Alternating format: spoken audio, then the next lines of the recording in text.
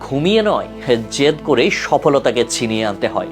হ্যাঁ, ঠিকই শুনছেন, সফলতা কখনো অলসতার ফল নয়। এটি আসে কঠোর পরিশ্রম, ধৈর্য এবং একাগ্র প্রচেষ্টার মাধ্যমে।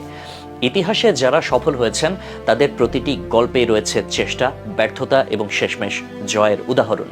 ক্রিকেট জগতের উজ্জ্বল নক্ষত্র সচিন টেন্ডুলকার জীবনে যতবার আউট হয়েছেন, আপনি হয়তো ততবার ব্যাটও ধরেননি, কিন্তু সচিন থেমে থাকেননি। দিনের পর দিন কঠোর পরিশ্রম করে তিনি আজ বিশ্ব ক্রিকেটের এক কিংবদন্তি। তার জীবনের শিক্ষা হলো অসংখ্য ব্যর্থতা সত্ত্বেও থেমে না থেকে নিজেকে প্রমাণ করা। মার্ক জাকারবার্গ যখন তার গার্লফ্রেন্ডের কাছ থেকে প্রত্যাখ্যাত হন এবং সমস্ত সোশ্যাল সাইট থেকে ব্লক হন, তখন তিনি হতাশ না হয়ে জীবনকে চ্যালেঞ্জ হিসেবে নেন।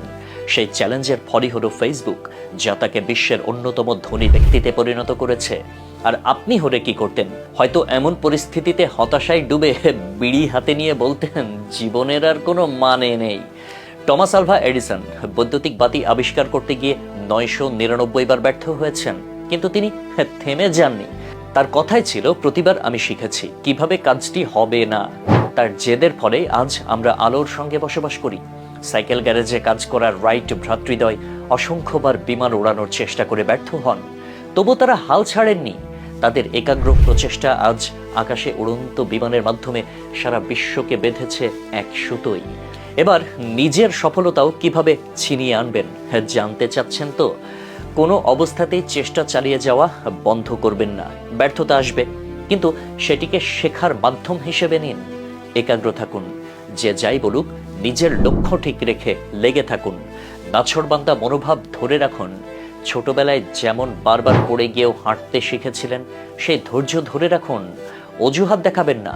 অজুহাত এক ধরনের মনের দুর্বলতা, যা আপনার সাফল্যের পথে বাধা দিতে পারে। নেতিবাচক চিন্তাধারা মনে জায়গা দেবেন না। সামান্য কিছুতে ভেঙে পড়া যাবে না। নিজের ভুলটা স্বীকার করে তা সংশোধন করতে হবে। নিজের সমালোচনা নিজেকেই করতে হবে, তাহলে নিজের ভুলগুলো নিজে সংশোধন করতে পারবেন। মানসিকভাবে শক্তিশালী হন। মনে রাখবেন, যে কোনো পরিস্থিতিতে যে কোনো বাধা আপনাকে দমিয়ে দিতে চাইবে, কিন্তু আপনার লক্ষ্য সাফল্যের কেন্দ্রবিন্দু, যেখানে আপনাকে পৌঁছাতেই হবে। ভয়ে চুপসে গিয়ে নিজেকে সরিয়ে না নিয়ে ভয়ের সাথে লড়াই করতে শিখতে হবে। আর অবশ্যই স্রষ্টার প্রতি বিশ্বাস রাখুন। তার কাছে প্রতিজ্ঞা করুন, সাফল্য না আসা পর্যন্ত আমি থামব না। সকল মানুষের জীবন থেকে আমরা শিখি, ব্যর্থতা আসবেই, কিন্তু তা থামার কারণ হতে পারে না। চেষ্টা, পরিশ্রম এবং দৃঢ় মনোবলই আপনাকে সফলতার শিখরে পৌঁছে দেবে। তাই আজই প্রতিজ্ঞা করুন, যত ব্যর্থতায় আসুক আপনি থামবেন না। জেদ ধরে লেগে থাকুন, বাকিটা মহান আল্লাহর হাতে ছেড়ে দিন। দেখবেন সফলতা নিজেই আপনার কাছে ধরা দেবে।